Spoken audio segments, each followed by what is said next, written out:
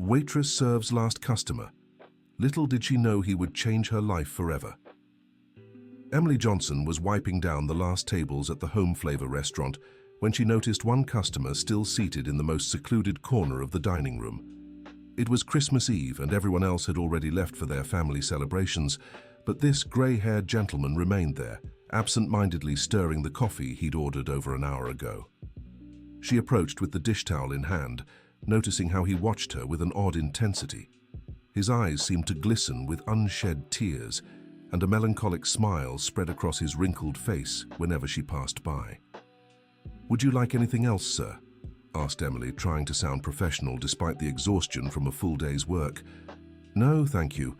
I just would like to stay a little longer, if that's all right," he replied softly, his voice thick with an emotion she couldn't quite place. Emily hesitated. The restaurant should have closed 15 minutes ago, but there was something about this man that stopped her from being rude. Maybe it was the loneliness radiating from him, or the way his hands trembled slightly as he held the cup. "Of course, no problem. I'm just finishing up a few things," she said, returning behind the counter. As she put away the last clean dishes, Emily could feel the weight of his gaze on her. It wasn't intrusive or uncomfortable, just observant, as if he were trying to memorize her every move. When she finally finished her tasks, she saw that he had stood up and was walking toward the register. "How much do I owe you?" he asked, pulling out his wallet from the inside pocket of his grey jacket. "Just $12, sir." He opened his wallet and, to Emily's surprise, pulled out a $50 bill. But that wasn't what left her stunned. Along with the money, he placed a yellowed envelope on the counter, her full name written in elegant script: Emily Johnson Davis. Emily's blood ran cold. She had never revealed her full surname at work. Her name tag only read Emily, and she was certain she'd never mentioned the name Davis to any customer. "How do you know my full name?" she asked, her voice tight. The man stared at her for a long moment, and 2 tears rolled down his wrinkled cheeks. "Because I've been searching for you for 23 years, my daughter." Dear listener, if you're enjoying the story, don't forget to like and subscribe to the channel. It helps us newcomers a lot. Now, back to the story. His words echoed through the empty dining room like a ghost from the past, and Emily felt her legs weaken. She steadied herself against the counter, trying to process what she'd just heard. This man claimed to be her father, but that was impossible. Her father had abandoned her mother and her brother when she was just 6 months old. "This can't be true," she murmured, shaking her head. "My father left us. My mother told me the story 1,000 times." "I know what your mother told you, Emily, and I understand why you don't believe me, but this envelope contains proof that will change everything you think you know about the past." She stared at the envelope as if it were a venomous snake. Part of her wanted to tear it up and throw it away, but curiosity was stronger than fear. "Who are you? How did you find me?" "My name is Robert Davis, and I never stopped looking for you. I've been watching this restaurant for weeks, waiting for the right moment to approach. When I saw you working here, I knew immediately who you were. You have the same smile your mother had when she was young." Emily clutched the envelope with trembling hands. The paper was old, yellowed with time, and seemed to hold secrets she wasn't sure she wanted to uncover. "I need to go home," she said, grabbing her purse. "My mum is waiting, and so is my brother." "How are they?" Robert asked, genuine anxiety in his voice. "My mum, she's sick. Diabetes and high blood pressure. She takes a lot of medication. And my brother Tyler is finishing high school. He's 17. Robert's eyes filled with tears again. 17. I've missed so much time. So many birthdays. So many milestones. Why did you leave? The question came out harsher than Emily had intended. "If you're really my father, why did you abandon us?" "I never abandoned you," he replied firmly, "and this envelope will prove it. But I understand you need time to process all this. Can I come back tomorrow?" Emily nodded, still dazed. She tucked the envelope into her purse and headed for the door, but stopped before leaving. "How can I be sure this isn't some kind of scam?" Robert pulled an old, faded photo from his pocket. In the picture, a young woman smiled beside a younger man who was clearly him, only with dark hair. The woman looked identical to Emily's mother, but 20 years younger. "This photo was taken 2 months before you were born," he said, handing it to her. "Your mother was pregnant, and we were planning our wedding." Emily took the photo with trembling fingers. There was no denying the resemblance. The woman in the photo was her mother, without a doubt. "I'll come back tomorrow at noon," Robert said, "and I'll bring more proof. I hope you read what's in the envelope, Emily. It's time you knew the truth." The walk home had never felt so long. Emily lived with her mother and brother in a modest house in the Hope Heights neighborhood on the outskirts of Chicago. It was a humble but welcoming place where they had built a life despite financial struggles. When she arrived, she found Tyler studying at the kitchen table, surrounded by SAT prep books, and her mother, Catherine, watching a soap opera in the living room. "You're late today, sweetheart," Catherine said without taking her eyes off the TV. "We had a customer who took a while to leave," Emily replied, trying to sound natural. "Hope they left a good tip then," Tyler joked, looking up from his books. Emily touched her purse where the envelope lay, feeling the weight of the revelations it might hold. She decided to wait until everyone was asleep to open it. After dinner, when the house finally fell quiet, she locked herself in her room and opened the envelope with nervous fingers. Inside were old photos, documents, and letters. The first thing she saw was a birth certificate with her name, where Robert Davis was clearly listed as her father. There were also photos of Robert holding a baby who could only be her, and a handwritten letter where he declared his love for his family and promised to always take care of them. But what shocked her most were the bank deposit receipts, dated every month for the past 23 years, always for $500, sent to an account she didn't know existed. One of the letters was addressed to her mother, dated 3 years ago, but it had never been opened. Emily hesitated but decided to read it. "My dear Catherine, I know you told me never to reach out again, but I can't stop thinking about our daughter. She must be graduating high school now. I'd give anything to see her, to know how she's doing. The deposits are still being made regularly. I hope they help with her expenses. If you ever change your mind about letting me meet her, my number is still the same. With eternal love, Robert." Emily's heart raced. Had her mother lied about her father all these years? Had he been sending money and trying to reach out? Why had Catherine hidden all this?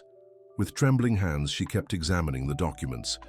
She found bank statements from an account in her name, opened when she was a baby, with monthly deposits totaling over $100,000 over the years.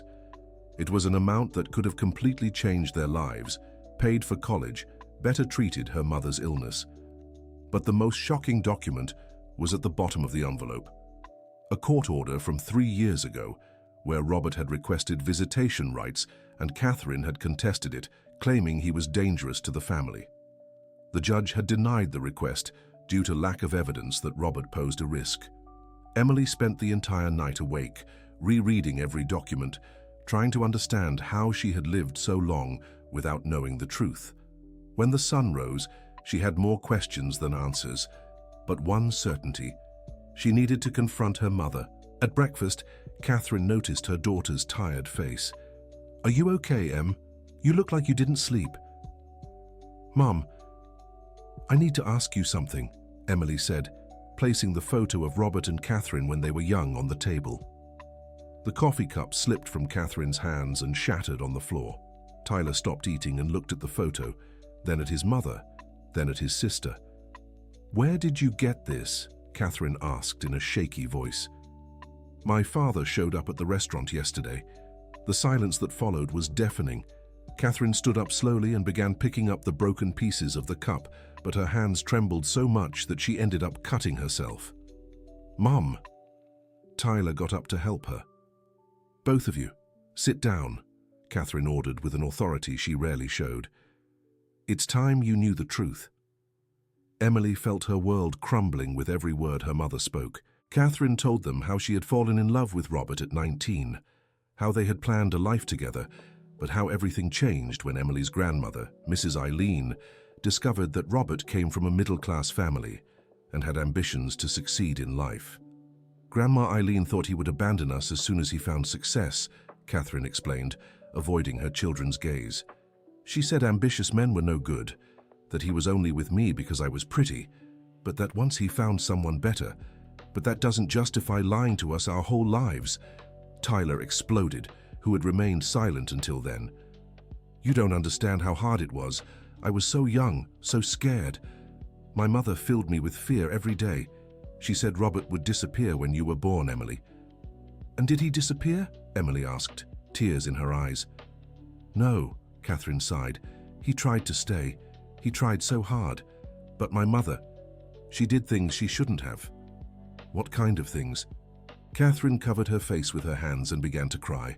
She forged documents, told Robert I had been with another man, showed him fake photos, convinced him you weren't his daughter. My God! Tyler stood up from his chair, furious. And after that, Robert left because he believed I had betrayed him. He only found out the truth years later when he hired a private investigator. But by then, I was so full of fear and shame that I couldn't face what had happened. Emily was stunned. 23 years of her life built on a cruel lie orchestrated by her own grandmother. And the money, she asked, showing the deposit receipts. Did you know he was sending money every month? Catherine nodded, her head bowed. I used the money for your expenses, school, doctors, food, but I never told you because you were ashamed, Tyler finished bitterly. Meanwhile, we grew up thinking our father was some irresponsible man who abandoned us. The mood in the house remained tense for the rest of the morning. Emily could barely process all the information, and Tyler was visibly upset by the revelations. Catherine stayed in the room, claiming she wasn't feeling well. When it was time to go to work, Emily was torn between the anxiety of seeing Robert again and the anger she felt about the whole situation. She had lost over 2 decades of time with her father because of her grandmother's lies and her mother's cowardice. At the restaurant, she could hardly focus on her tasks. Every time someone walked in, she looked to see if it was Robert. When she finally saw him coming through the gate, exactly at noon as he had promised, her heart raced. He was dressed better than the day before, wearing a dark suit and carrying a leather briefcase. He seemed nervous but determined. "Good afternoon, Emily," he said, approaching the counter. "Good afternoon. Dad?" The word felt strange coming out of her mouth, as if it were from a foreign language. Robert's eyes filled with tears when he heard it. "Did you read the documents?" "I read all of them, and I talked to my mom this morning." "What did she say?" "The truth, finally." Robert sighed in relief and sat at one of the tables near the counter. "I know you must be confused and hurt. I know we've lost so much time together, and that's something I can never get back. But I want you to know that not a single day went by without me thinking about you and your brother. Why didn't you try harder? Why didn't you fight against my grandmother's lies?" "I did fight, Emily, for years. I hired lawyers, investigators. But your grandmother was very clever. She knew how to manipulate situations, create false evidence. And your mother was so convinced I was a threat that she moved cities every time I got close." "You moved because of me? 3 times when you were 2, 5, and 8. I always found you, but your mother would run away again." Emily vaguely remembered the moves, but had never questioned the reasons. Catherine had always said it was for work, or because she'd found a better house. And now, what do you expect to happen? Robert opened his briefcase and pulled out more documents. "I want to make up for lost time if you'll let me. I want to get to know you and your brother. I want to help you openly, without hiding. And most of all, I want you to know you have a father who loves you very much." He showed her a series of photos he had taken discreetly over the years. Emily at school graduations, Tyler playing soccer, moments she didn't even know had been captured. "You were watching us?"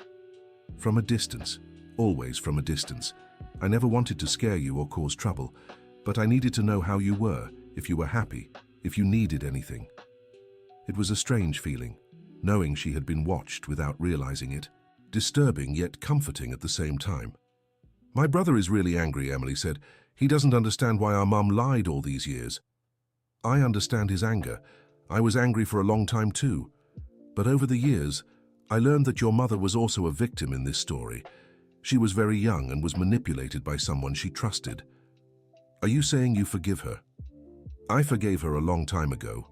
What I couldn't forgive was being kept away from you. But now that I'm here talking to you, I feel like I can finally breathe easy.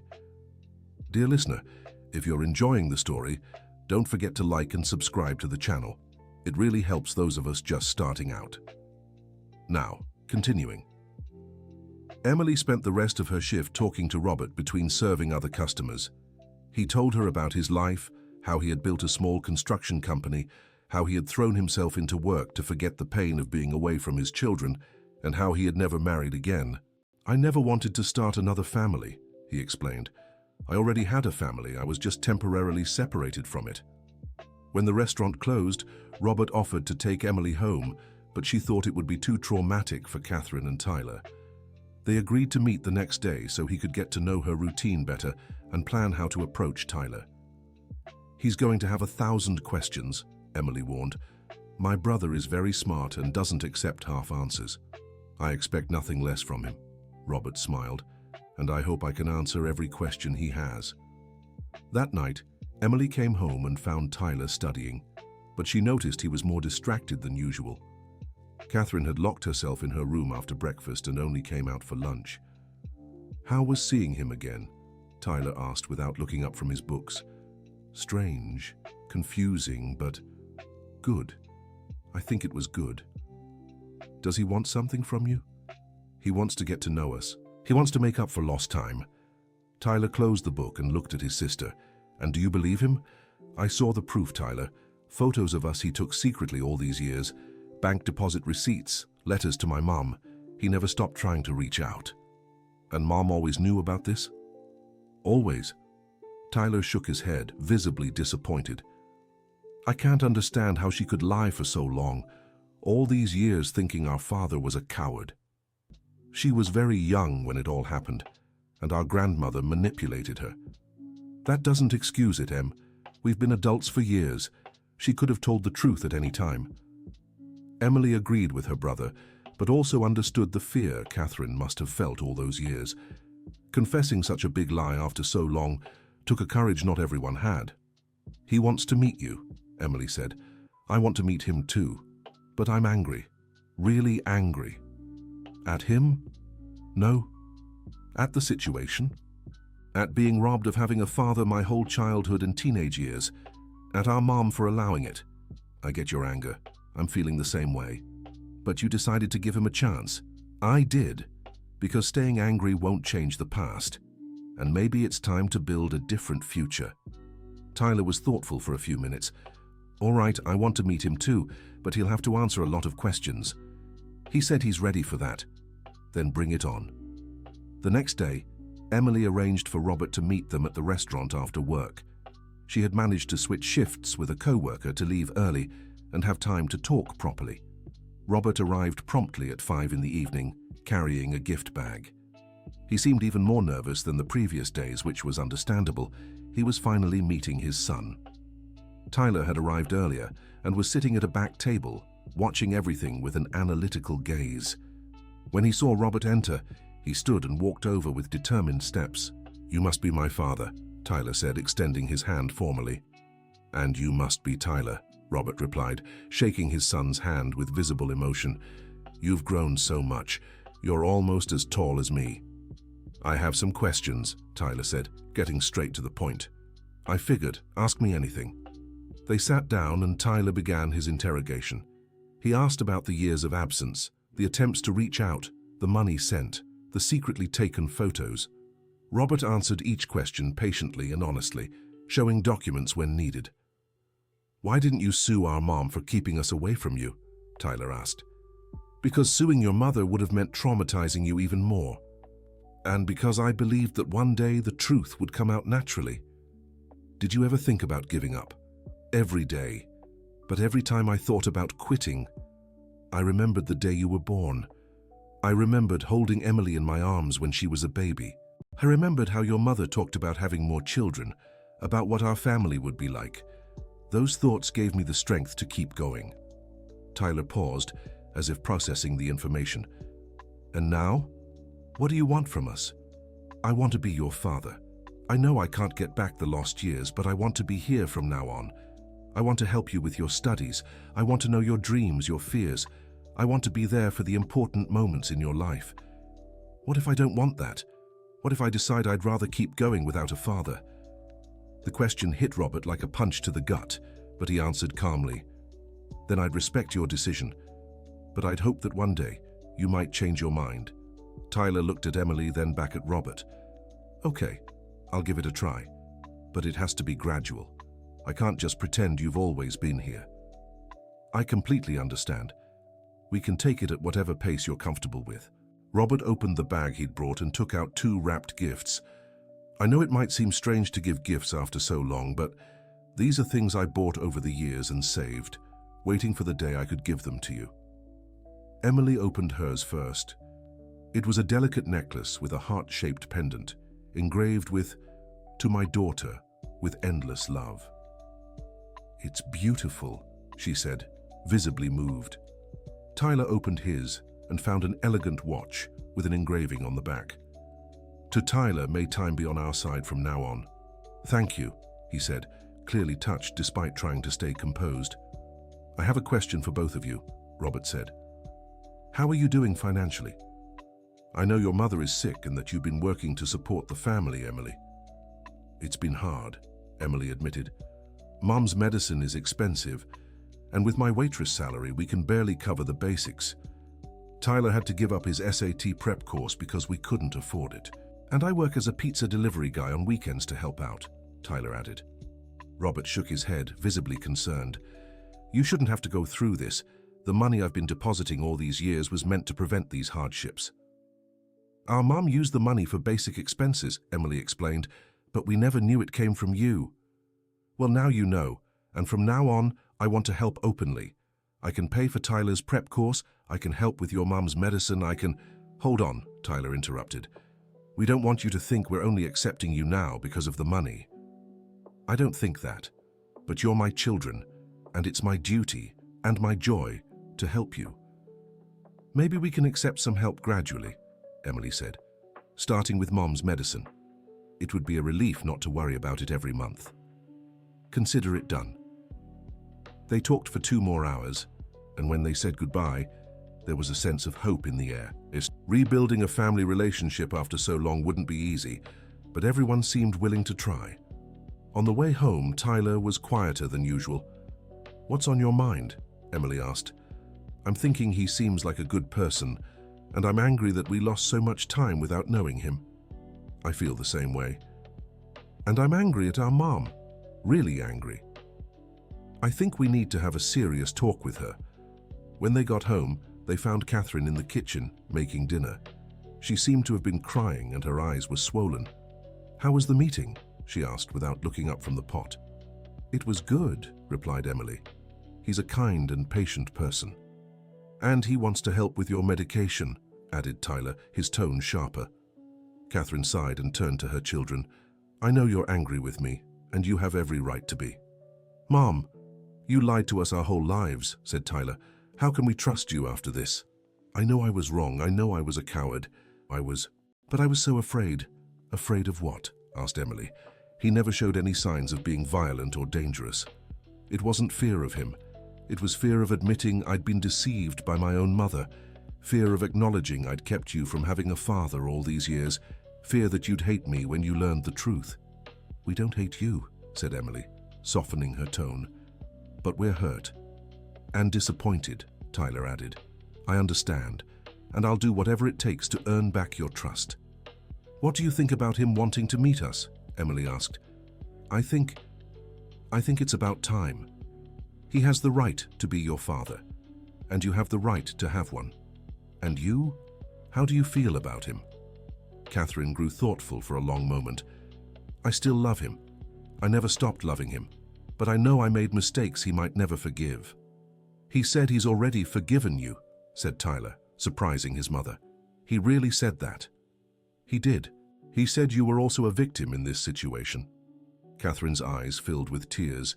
Maybe it's time I talk to him too." Over the next few days, Robert gradually became part of the family's routine. He stopped by the restaurant to have lunch with Emily, took Tyler to visit the college he planned to attend, and discreetly covered Catherine's medical treatment. But not everything was easy. Emily noticed some of the restaurant's regulars had started making comments about Robert. Apparently, someone had found out he was her father and spread the news around the neighborhood. "I heard you found your father, Em," said Mrs. Doris, a regular customer, "and that he's well off. How lucky for you." Remarks like that bothered her deeply. She didn't want people to think she was only interested in Robert for his money. Dear listener, if you're enjoying the story, don't forget to like and especially subscribe to the channel. It helps us a lot as we're just starting out. Now back to the story. Things got even more complicated when Nancy, the restaurant owner, called Emily in for a private talk. "Em, I need to talk to you about something delicate," said Nancy, closing the office door. "What is it, Mrs. Nancy?" "I heard your father showed up and that he's financially comfortable. That's true. But I don't see where you're going with this. Look, you know the restaurant isn't doing well. Sales have dropped a lot this year, and I'm thinking of closing or selling." Emily's heart sank. The restaurant was her livelihood, and losing her job would be a disaster. "But I thought, since your father is in a position to help, maybe he could invest in the restaurant. Become a partner, you know? That way I wouldn't have to close and you'd keep your job." "Mrs. Nancy, I can't ask him that. We barely know each other again. But you could feel him out, right? It doesn't hurt to try." Emily left the conversation feeling extremely uncomfortable.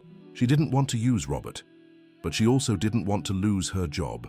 She decided not to say anything to him for now, but fate had other plans. The following week, Robert showed up at the restaurant during an unusually busy lunch hour and quietly observed how things were run. Emily was too busy to talk to him, but she noticed he paid attention to every detail. "Business is good today," he commented when she finally got a break. "Better than usual. But Mrs. Nancy says it's not enough to keep the restaurant open." "Is she thinking of closing or selling?" "She hasn't decided yet." Robert grew thoughtful, looking around.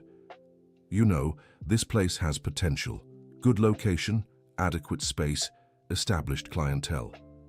With some adjustments and investment in marketing, it could be very profitable." "Do you know about these things?" "I work in construction, but I've invested in a few businesses. I could take a look at the numbers if your boss is interested." Emily hesitated.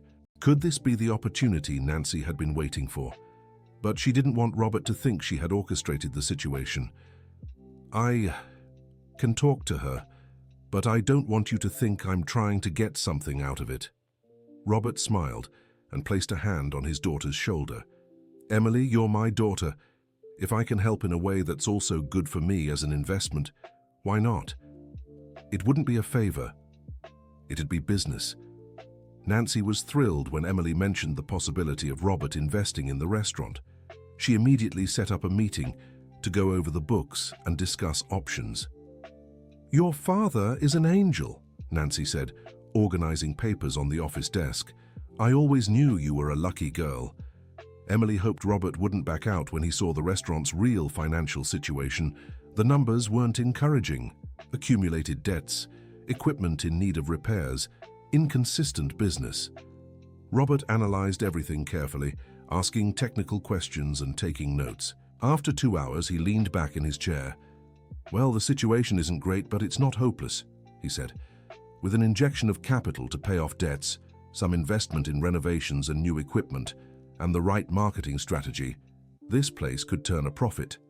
"And you'd be interested in investing?" Nancy asked, barely containing her excitement. "I would, but with a few conditions." "What are they?" "First, I'd come in as the majority partner, with 60% ownership. Second, we'd need to completely renovate the kitchen and dining area. Third, my daughter would be promoted to general manager."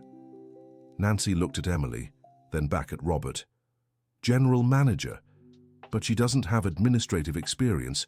She knows how this place works better than anyone, has a good rapport with customers, and is reliable. Besides, I'd help her with the administrative side until she gets the hang of it." Emily was stunned. She hadn't even imagined the possibility of becoming manager. "I don't know if I'm ready for so much responsibility," she said. "You're more ready than you think," Robert replied. "And I'd be here to guide you however you need." Nancy accepted the terms without hesitation. For her, any solution was better than closing the restaurant. For Emily, it meant a complete life change, more responsibility, better pay, and the chance to work alongside her father. But not everyone was happy with the new direction. Some employees started whispering that Emily had been favored for being the new partner's daughter, and some customers joked about connections and daddy's money. What bothered Emily most was that some of the criticism held a grain of truth. She really was being favored for being Robert's daughter. Even if she was competent and hardworking, there was no denying their relationship had influenced the promotion. "I feel uncomfortable with all this," she confessed to Tyler one night. "People are saying I don't deserve the promotion." "And do you care what people say?" asked her brother. "I do. I don't want them to think I only got ahead in life because of our father. You've worked at that restaurant for 3 years. You know every customer, every supplier, every problem the place has. If anyone deserves to be manager, it's you." "But what if I fail? What if I can't do it?" "Then you learn from your mistakes and try again. But at least you'll have tried." Tyler was right, but Emily still felt unsure. The responsibility of running a business was completely different from being a waitress. The renovations started the following week. Robert hired a trusted team and personally oversaw every step of the work. The restaurant stayed closed for a month, and during that time, Emily took management and customer service courses that Robert paid for. "I want you to be prepared for any challenge," he said. "Running a restaurant isn't easy, but I'm sure you'll do well." During the renovations, something unexpected happened. Robert and Catherine ran into each other at the neighborhood pharmacy and ended up talking for the first time in over 20 years. "How are you, Catherine?" he asked, genuinely concerned. "Better, thanks to the medicine you've been paying for." "Thank you, Robert." "No need to thank me. It's the least I can do." They talked for a few minutes about trivial things, but there was an underlying tension neither knew how to handle. "Robert, I want to apologize," said Catherine, tears in her eyes, "for everything. For believing my mother's lies, for keeping you from knowing our children, for lying to them about you. Catherine, we've talked about this. I don't hold grudges, but I do. I hold a grudge against myself. All those wasted years because of my cowardice. They were wasted, yes, but maybe we needed to go through all that to get where we are today. Our kids are amazing people, and part of that is thanks to you. You've always been too generous, Robert, and you've always been too hard on yourself." They parted with a promise to stay in touch for the sake of their children, but both carried unresolved feelings that would complicate things later. The restaurant reopened with a celebration and was unrecognizable. The space had been modernized but kept the familiar charm regulars knew. The new kitchen allowed for more elaborate dishes, and the sound system created a cozy atmosphere. Emily was nervous but determined. She had studied hard during the closure and felt more prepared for the challenge. Robert was there for the reopening, but made it clear she was in charge. "Today is your day," he said. "I'll be here if you need anything, but you're the boss." The first few days were hectic, but the results exceeded expectations. Business tripled compared to before the renovations, and customers praised both the food and the service. But not everything was perfect. Managing people turned out harder than Emily had imagined. Some longtime staff struggled to take orders from someone who used to be their co-worker, and the new hires brought in for the increased traffic needed constant training. "It's normal to feel overwhelmed at first," Robert said during one of his weekly visits. "Managing people is one of the hardest parts of any business. Sometimes I feel they don't respect me because I'm too young, or because they know I'm your daughter. Respect is earned through work and consistency. Give it time." He was right. Little by little, Emily established herself as a leader and won the team's trust.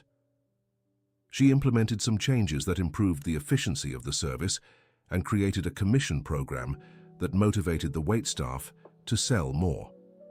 Meanwhile, the family's personal life was also reorganizing. Robert had rented a house in the same neighborhood to be closer to his children and began actively participating in their daily lives. He helped Tyler enroll in an SAT prep course and took him on Saturdays to visit colleges. Tyler had decided on civil engineering, inspired by his father's work. "I want to understand how things are built," Tyler would say. And maybe one day we can work together. The idea of having a family business made Robert's eyes shine with emotion. With Catherine, the relationship was more complicated. They maintained polite contact for the kids' sake, but there was an unresolved romantic tension everyone noticed.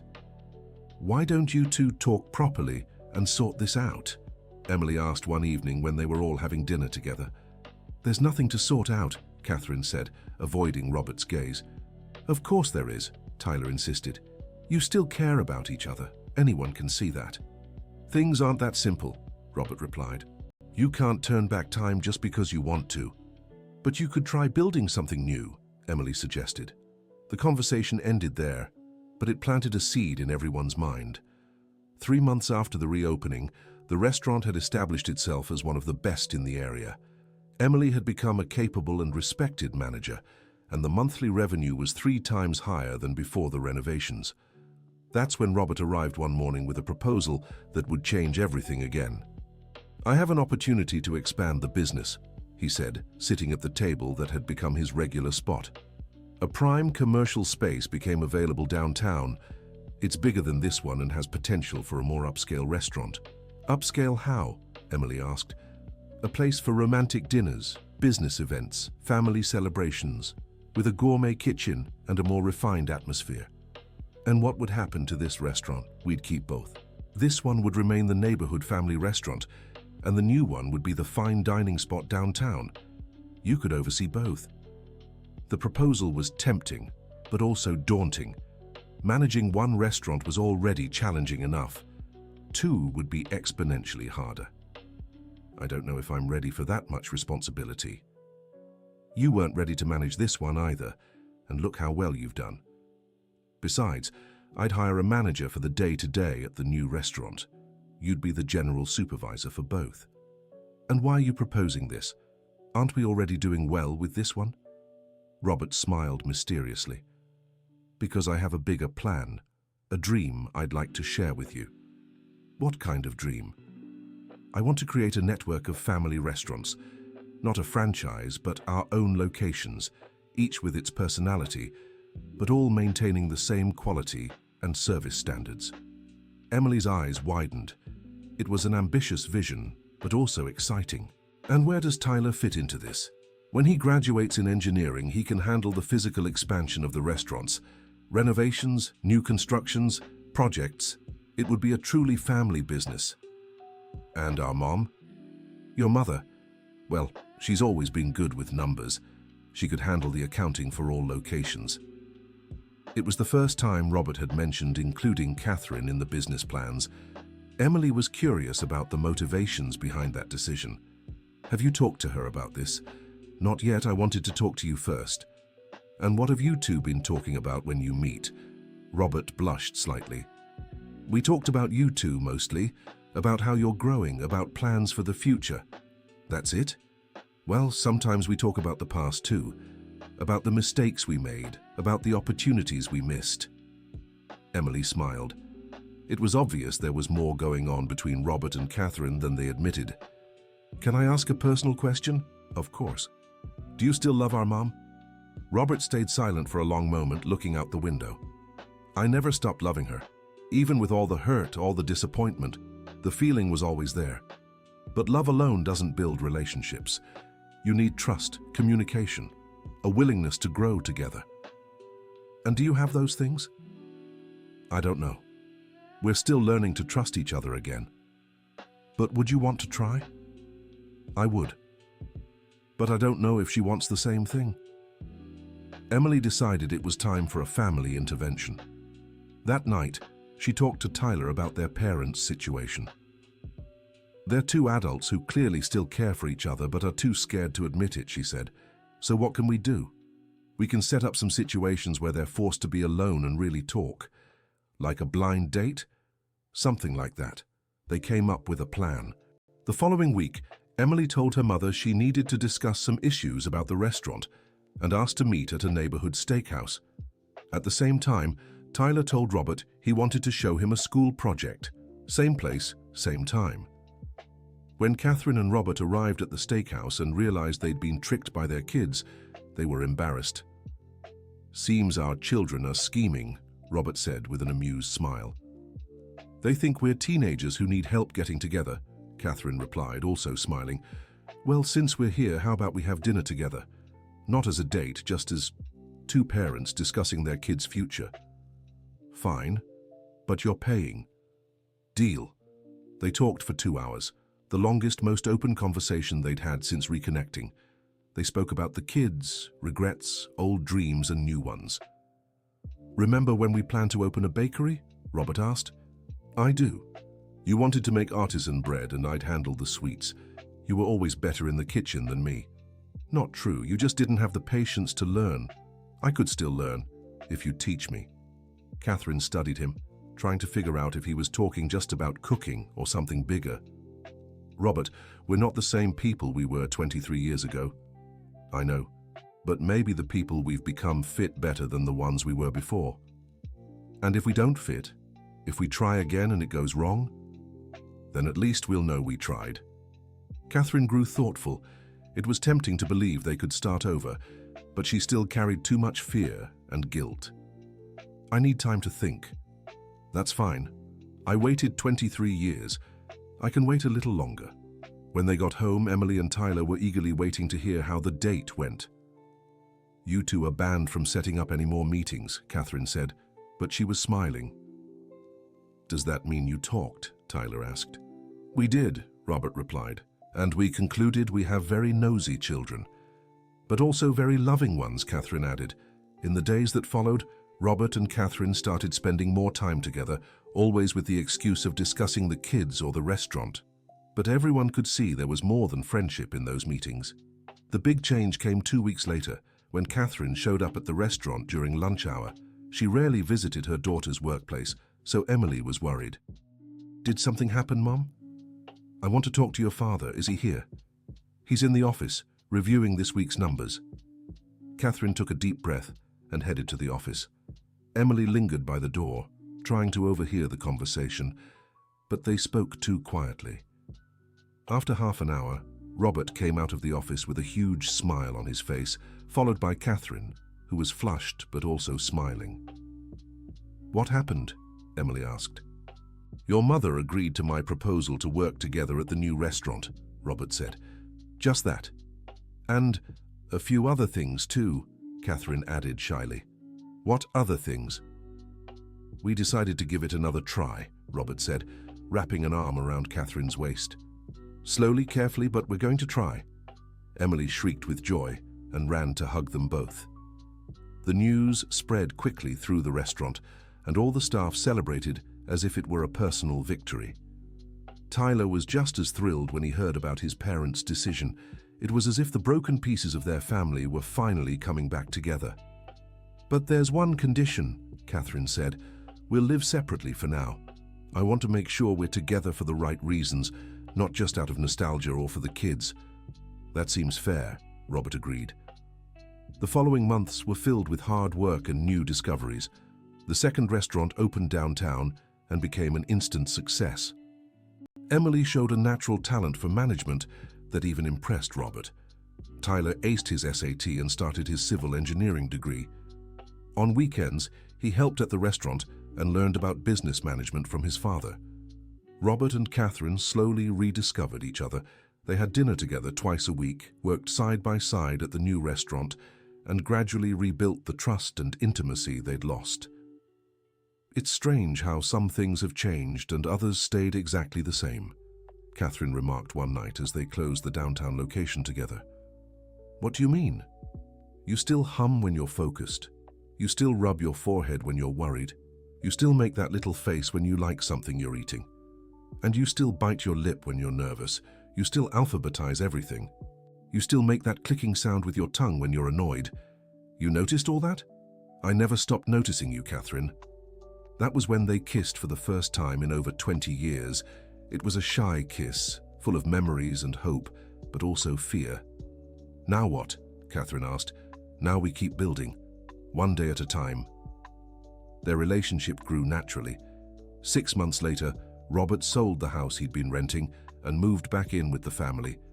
It wasn't an easy decision for either of them, but they both felt the timing was right. It's different from before, Catherine told Emily.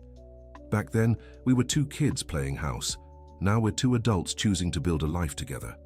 And how do you feel about that? Scared but happy, very happy. Just as family life was finally settling, another surprise arrived. Robert received an offer to open a third restaurant, this time in a small town, and the idea excited the whole family.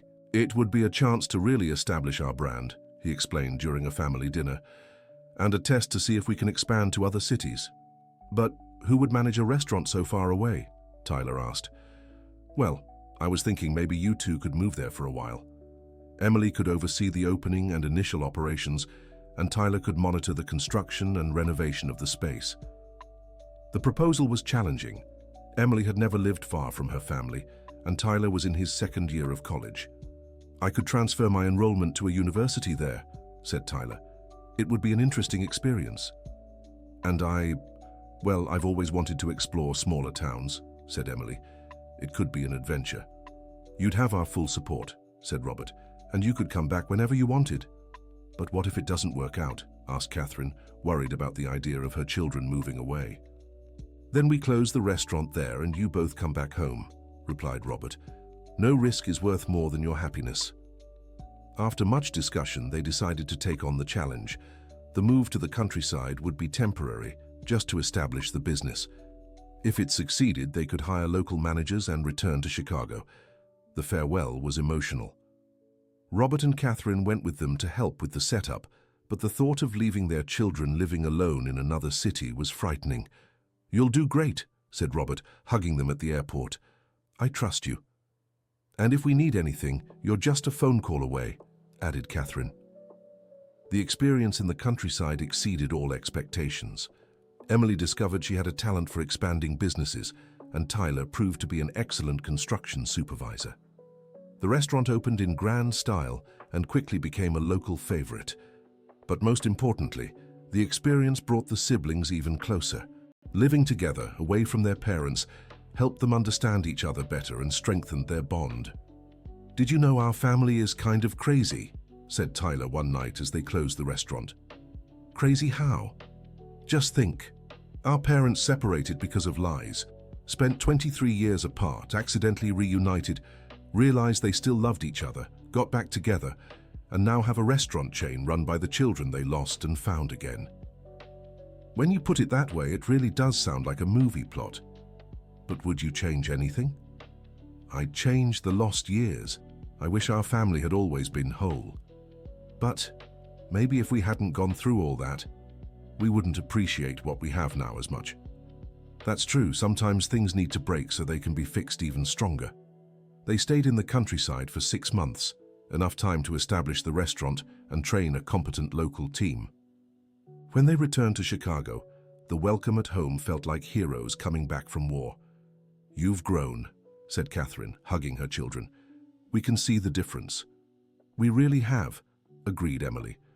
And we've learned we can face any challenge when we're together. The restaurant chain continued to grow.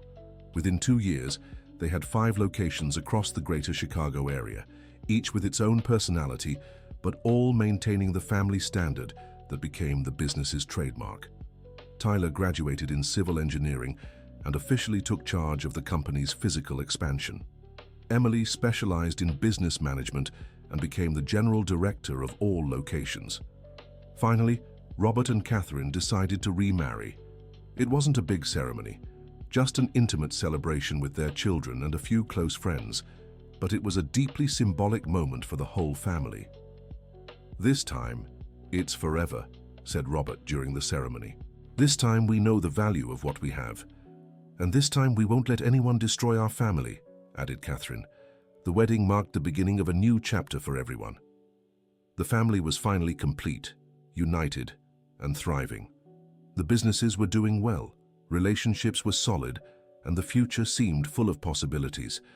But life always has surprises in store, and the surprise that was coming would once again test the strength of the family bonds they had worked so hard to rebuild. The end of the story. So, what did you think of this story of reconciliation and new beginnings? Could you feel the emotion in every reunion, every discovery, every moment of forgiveness? Tell us in the comments which part moved you the most and whether you believe true love can really overcome all obstacles. Your opinion means a lot to us. And don't forget to like and subscribe to the channel for more heartwarming stories.